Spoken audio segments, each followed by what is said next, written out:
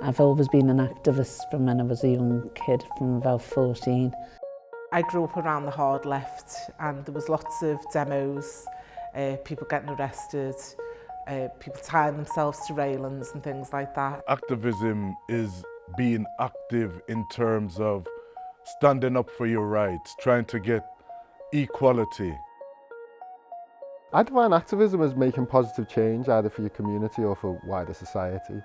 Activism, for me, it can take many forms, you know what I mean? From simple, you know, it comes under the banner of protest in some ways, or in many ways, and that could be, you know, from marching, demonstrations, picket lines, letters of protest, petitions, and from a community point of view, it's getting involved in activity that fights for the rights of your community in relation to gaining equality, equity within society. For me, it's about really being clear in your purpose, making sure that everything you are active about and active within is for long-term change. What is your outcome? What are you trying to change? What is it that you don't like? And what are your aims and objectives?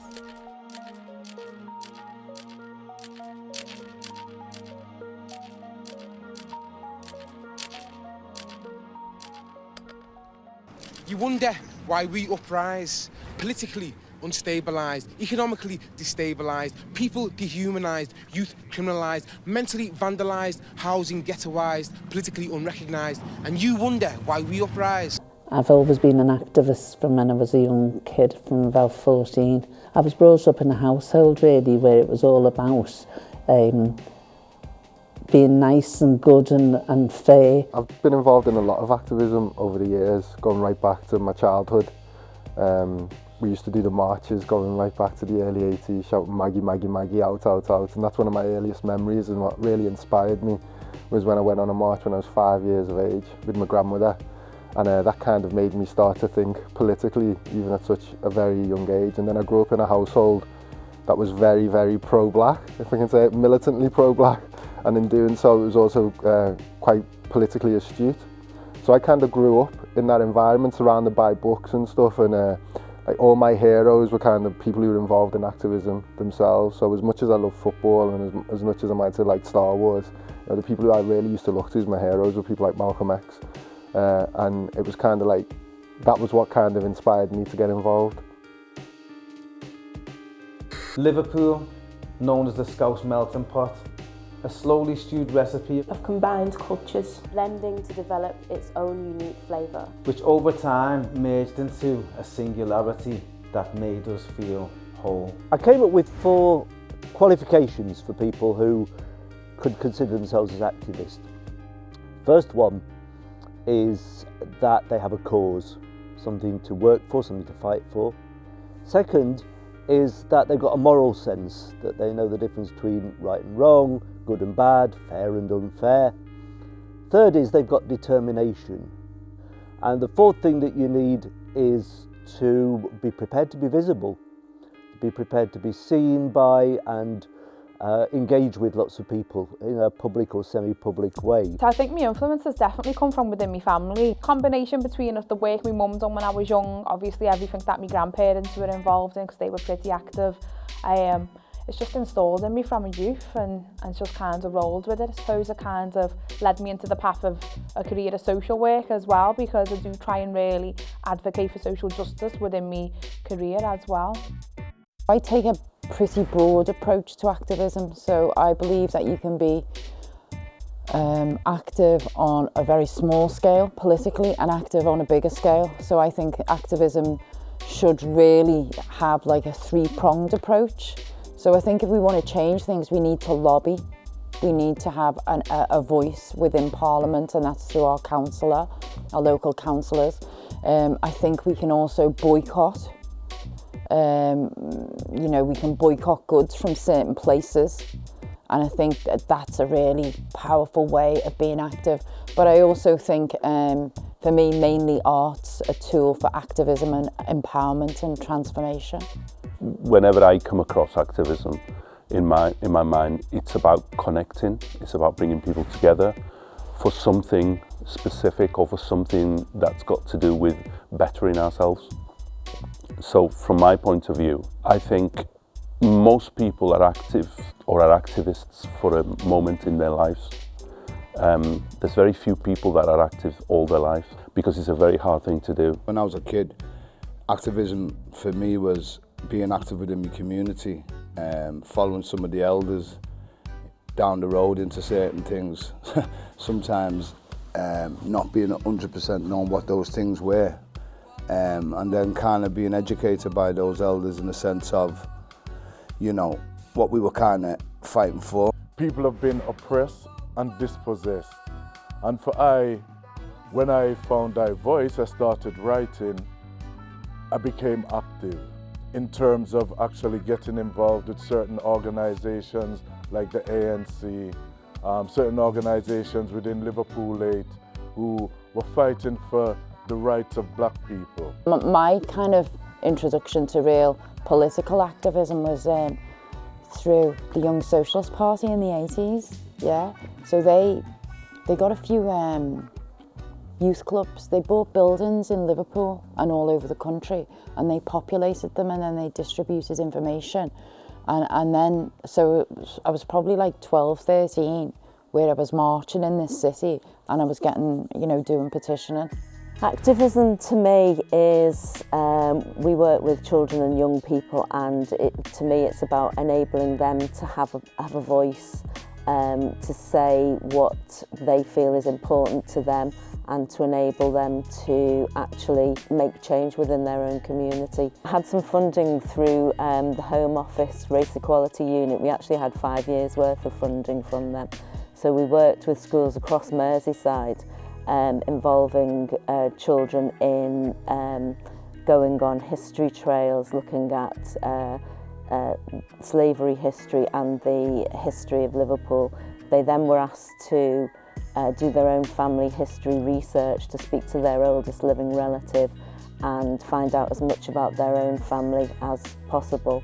Bring that back, come back with all that information, worked with artists, dance artists, creative writers, visual artists to put together work that helped them to express their own feelings about Liverpool's diversity, about their own heritage.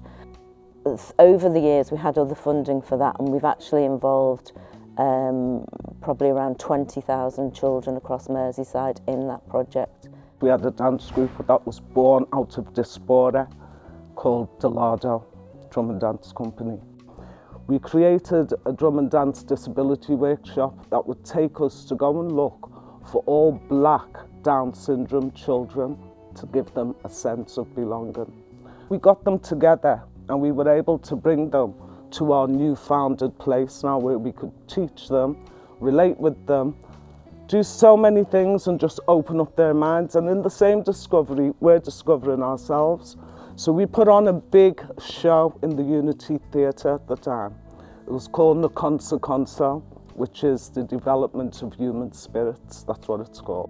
Everything that was set up for us, we had to activate and be activists all along the way for the next funding, for the next 6 months, from manpower schemes. It doesn't matter what it was, we tried our best. As a Liverpool-born black woman, a grandmother, 61 years old, I campaigned on the streets of Liverpool in terms of fighting racism, and sadly, for me, those issues are still very prevalent today.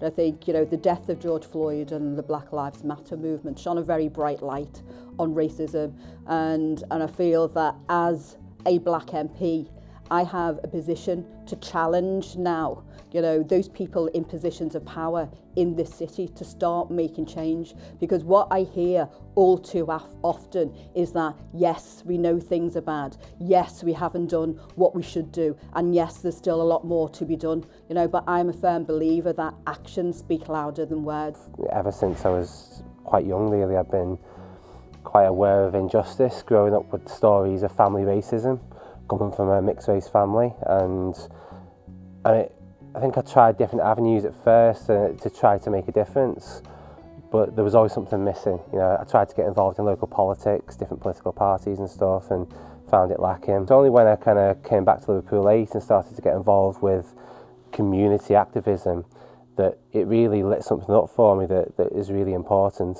And to me, activism is part of that. Like for me, activism gives me a sense of meaning and purpose. It's a wide remit. It's just somebody who doesn't accept the status quo. You know, if something is wrong, you decide you want to do something about it. You know, activism comes from being active. My activism came before I came back, before I was actually active in Liverpool 8. A lot of people don't know, but I spent my first 17 years I spent in industry. I became a shop steward. I don't know how. I just used to. When lads are in a bit of trouble or you know, I used to help them out, go to the welfare if people were in debt. Something about me was I had this quality which people could see in terms of helping and supporting and leadership. So that's where it started. And I suppose for me, one of personal aspects of campaigning was when I was trade union rep for Unison. Probably around 2010, Unison decided to create a DVD to look at the impact of austerity on the public sector. But what I noticed was that they did not include any black staff in that DVD. And so I took great umbrage to that really and raised the issue directly with the region and asked them to pull the DVD. And after a lot of fighting with senior members of Unison, they did decide to pull it. Yeah, so from my point of view, that was a good piece of active campaigning because it was about me working with other representatives to make a significant change, and I saw that as a significant change. What's an activist? What makes them tick? Where others drop off, legends stick. We're Scousers, we're not having it. We see freedom, we're grabbing it. We see an issue and we fight.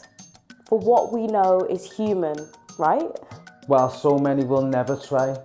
Thinking it's not worth it. Why? We'll let them tell you who they are, those who never got so far. Because sometimes far's far from enough. We'll never quit. We're way too tough.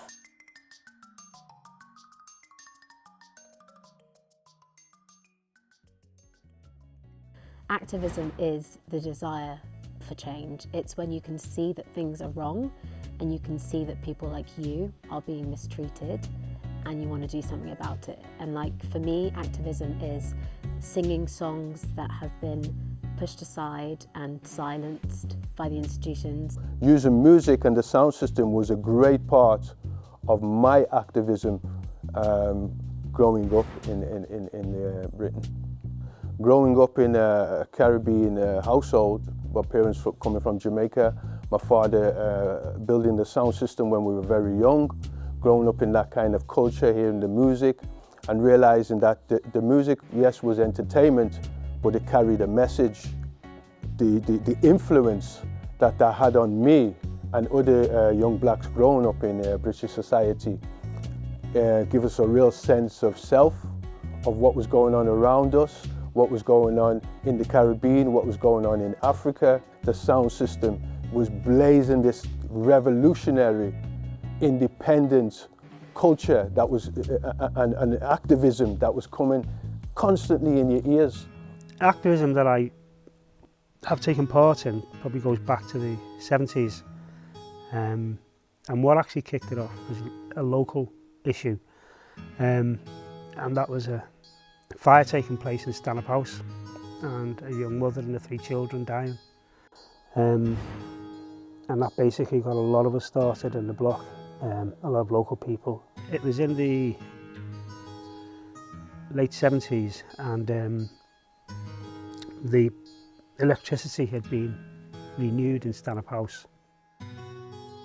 We'd had problems with smoke from the electricity cupboard. And we'd get up at night and the hallways full of smoke, and it was happening to a lot of the flats. It was the main fuse. One day there was smoke from one of the top flats. Fire brigade were called, went in, and they said the woman and her 3 children had died through inhaling the smoke. The police arrived, there was an investigation, a short one, and they come to the conclusion that there was a fire, not the smoke from the meter cupboard, which we didn't really go along with. We felt it was still there. So we started a campaign basically. Lots of people in the block were actually joined it. People like Brenda and that, you know.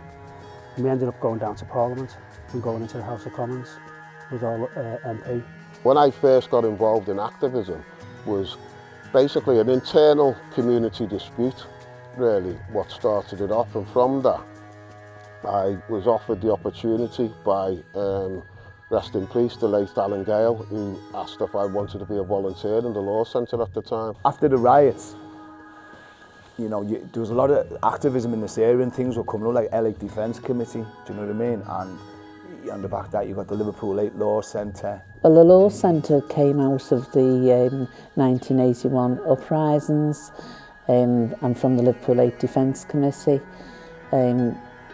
It was a way of giving people legitimate defence.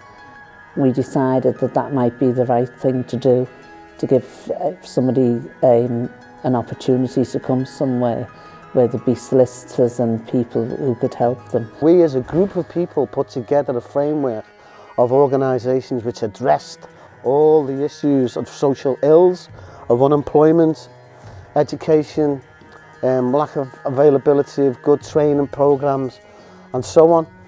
And we developed that framework to the extent where we established about 20 organisations. All these places were just places of like pure activism, you know, right? But the root thing that was also there, that was one of the biggest fights that people were putting themselves behind, was the anti-apartheid movement. They don't hear that, man. Try again. What do we want? Thank you. That was everywhere, do you know what I mean? I mean, it was everywhere.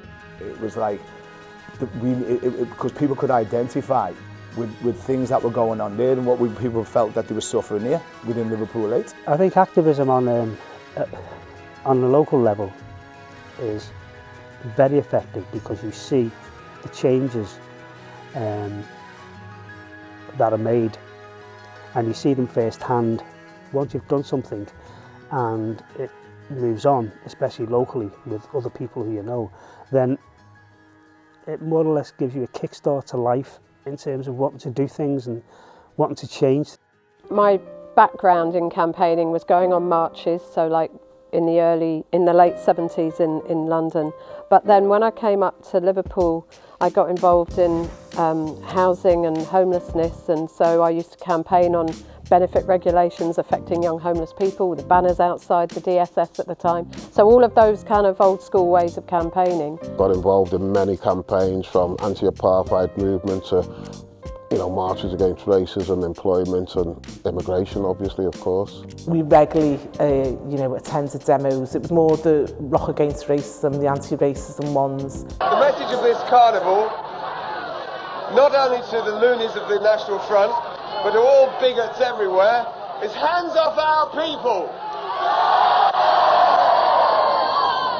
Black, white, together, tonight and forever. In the late 70s, going to those marches, and they were brilliant. I just loved them. They just kind of really fired me up. That kind of activism brought allies as well, you know, because it was kind of like punk rockers as well as the black community getting together and saying, no, this is wrong in society. I'm not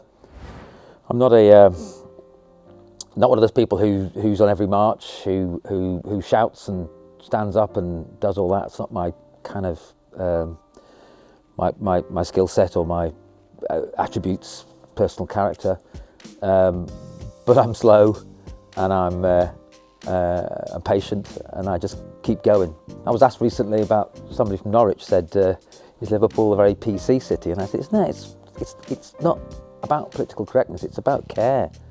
It's about caring for people. If you care for people, you're going to act in their favour, and if you act in their favour, you're an activist." Because of my background and because of the things I was involved in already, I very quickly became connected with the Latin American solidarity movements, such as the Chilean Solidarity Campaign, the Nicaraguan Solidarity Campaign, all those kind of things. I got involved with the Palestinian Solidarity Campaign. I was involved with the anti-apartheid movement. But for me, it's always been about local to international. So it's about connecting the two things.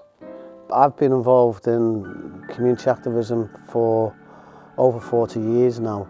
And it is about your moral base, it is about the cause, and it is about your determination. It's also about not just the commitment and the moral cause, it's also about the passion that you put into it as well, and what you draw out of it. I think activism is a kind of a lifelong thing, really. You don't ever kind of shake it off, or you don't put it on like a cloak and then take it off and go away and retire. It's just something you have to do, and you never stop. Hello from Toxteth, say the cheery smiles. Hello from Toxteth, say the sparkling eyes. Come to dinner, come to tea. We're not cannibals, can you see? We're not muggers, can you see? We're not drug pushers, can you see? We're not rioters, can you see? We come from Toxteth, can you see? The daily papers, they lie daily, can you see? You can see. Come on, lad. What we've got to deal with in this area in Liverpool 8 is that there's a lot of apathy within the community now. So we come from people who over the generations have been deeply involved in kind of political change, but now we seem to have kind of lost that, you know, whether that's a generational thing, whether that's to do with the drugs that came into Liverpool during the later part of the 80s, and a lot of the people who had been so proactive in that campaign and in the activism movement kind of lost their way. But there's a real need to kind of fire up, you know, our local activists again. When I first got involved in activism, our community was a lot more proactive in things what they were getting involved with, where nowadays we seem to just react to events rather than planning ahead and foreseeing them. You know, and many of the events that we react to are easily foreseeable. So we should be getting proactive and preparing for these, so that when something does happen, we've already preempted it or put things in place or activities in place to lessen that impact or prevent it in its entirety. Activism's been a bit institutionalised, and that's not a bad thing in some ways, because it's more educational. Things are done a different way. You know, we've now got, look, we've got, the mayor is black, the mayor is in Liverpool 8. You know, bloody hell, that's got to be a bonus, you know. I'd like to thank the City of Liverpool for voting for me and having faith in me to make I feel ecstatic. I'm a little bit shell-shocked, but I feel absolutely ecstatic. I'm so proud of our city for having faith in me. Some of those doors in our city have now started to open, where they weren't open some years ago. When I used to be a kid and I looked around, I'd see anyone in any positions of anything. Now our young people can look and see we've got a mayor. Do you know what I mean? You know, I think we've come a bit of a way. So, you know, and again, we wouldn't have that mayor where she is if not for all that activism and all those activists that went before her. I grew up with Pat Harvey, Maria O'Reilly and my mum, who set up Nedley Flat Dwellers, who campaigned for the flats to be taken down. They were so poorly made. It wasn't a great environment. I remember a black man being murdered in a pub by ours when I was young as well. I think I must have been about 9. A black fella from London who'd gone to the local pub with a white woman.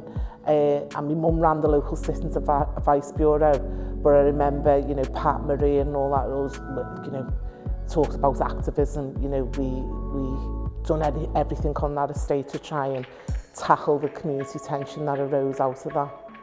My generation, I mean, I'm 73 now, we had to become and find out on our feet because we weren't putting up with one half of it. So if some, say for example, you came and said you were walking down the street and someone run after you and were calling your names, we'd immediately stop what we were doing in our jobs and all come down there and see where it was. So it was that sort of activism. We're not having it anymore. Mayday, mayday, the ship is sinking. Mayday, mayday, the pound is shrinking. Maggie's grinning, who's she kidding? Check it out, the ship is sinking. Now you reap what you sow, slave masters of my people, long ago. Now you reap what you sow. It's divine retribution, don't you know? I'm not laughing and I'm not stealing, I'm on your ship. That's why I'm fearing. Mayday, mayday, the ship is sinking. All hands on deck, all hands on deck. Your ship is sinking. We've had some absolute giants come through our community, and now people keep asking us about activism, and you look up to them people and you think, you can't even compare where they've come from or what they've had to fight through compared to what we've had to fight from my generation. But definitely the undertones are still there, those teachings are still there, and it influences our everyday. When it comes to determination, I don't think anybody could doubt that locally we have got a huge amount of determination. When we decide to be activists, we are very activist. We are not shrinking violets in the Merseyside Liverpool area, and it seems pretty obvious that if we are going to protest or if we're going to be activist about something, we've got no great problem in being seen to do it. In fact, I'd almost go so far as to say that the idea that we are going to be seen doing it is part of the motivation in actually doing it.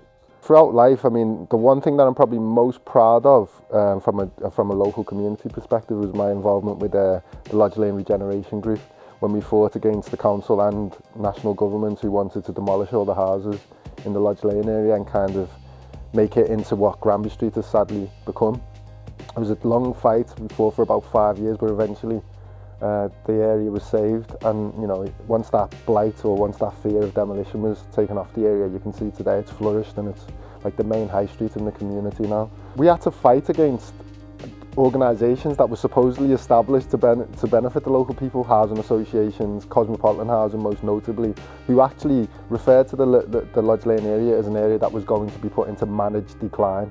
So you know, you were talking about purposely bringing the area down so you could demolish it, you know, and move everybody out. So yeah, we got together and campaigned, and you know, we had to jump through all types of hoops. We had to pay solicitors, go for judicial reviews, but eventually we were successful in saving the houses on the lane.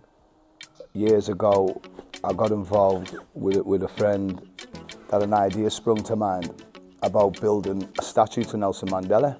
And we all had this discussion in the room about, well, why we should have a statue to Nelson Mandela.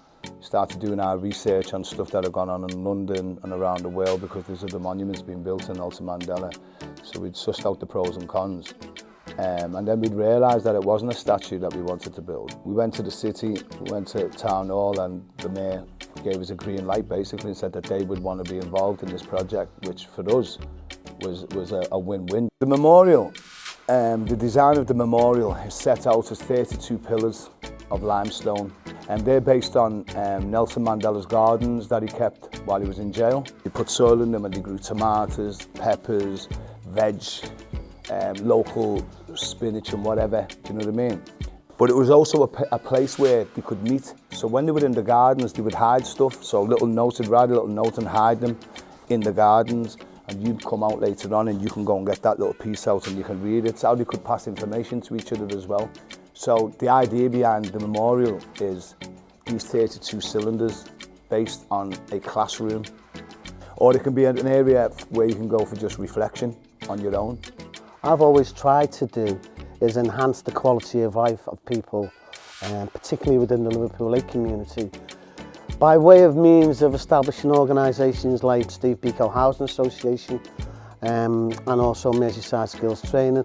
And also when you're involved and there's a cross-fertilisation of your engagement and involvement and participation with other organisations in the field, you can be employed with one organisation, but you're committed to a range of other organisations within the area that you're working in. In terms of activism, putting your foot on the street to protest about something, then you have to just close ranks. I think the activism, it's here, and it's definitely here in Liverpool, but it's a bit fragmented. There's a lot of people and a lot of organisations doing things, but what I think we need is a bit of that spirit that we had in the 70s and the 80s. We need a bit more unity. It's not with us today, that positive impact. The narrative has changed dramatically to what we once heard. I think that's important, that you learn about your history, that you know where you come from, that you've got respect for yourself and respect for your history, and you know it, and then no one can sort of knock you down, really. It's not just Liverpool, it's the whole country built on black man's slavery. Black man's suffering built on social lies, and you wonder why we uprise. Worries and problems for the old slave town, because they can't keep the black man down. They fought for freedom in 81, they fought to survive in 85. Worries and problems in the old slave town, because they can't keep the black man down. I put my energy into professionally tackling inequality and become, you know, race equality consultant and an equal opportunities consultant, because I feel it's okay to shout at the sidelines to raise awareness, but I'm not sure that it works beyond that. And so I wanted to put my energy into, you know, professionally day by day, tackling, you know, people's attitudes, people's biases. Well, with any activism, it's always leading to the hope that the people who are doing the activism are some type of positive change for themselves, the community, for wider society. That's where you always want it to lead to. And, you know, it's one of them struggles where you think it's never ending, you know, but change sometimes comes swift, but in most cases it comes slowly. The legacy for me would be to see far more diverse people get actively involved in political positions, you know, both locally and nationally. If someone says, who's an activist? Anyone can be an activist, really. You know, if you've got a cause and you're willing to get up and go and say something about it and whatever it is, you're an activist, aren't you? Looking at the way that the current government and the current powers are really gaming this system, I think we've got to be clever going forward. But again, I see in the next gen some really clever activists. We've got to step aside and we've got to basically help them.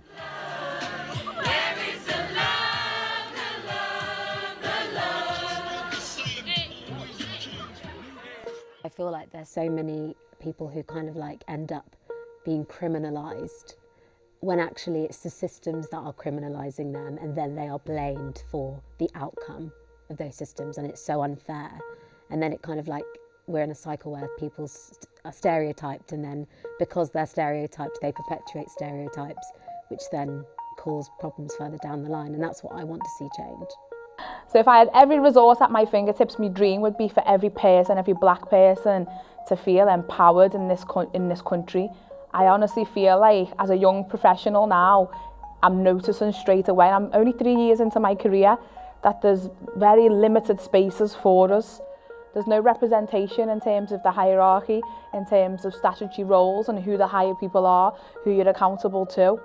So I would break down all those structures and I'd put the right people up there. They might not be a sports person or an entertainer. There's so many people in our community who are talented. It's all about the right integrity. It's all about having the actual passion to make a change. We need direct action with a vision, with a mission. I'm hopeful that, you know, people want to hear what's going on. I'm hopeful that things will change because there's like an appetite for change. I think we've all been so alone over the past year and so divided by the algorithm essentially, but I feel like people are really craving human connection and like community, and I feel that over the next few years we have a real opportunity to create that and to bring people together so that we have a collective power and that we can fight the powers that be.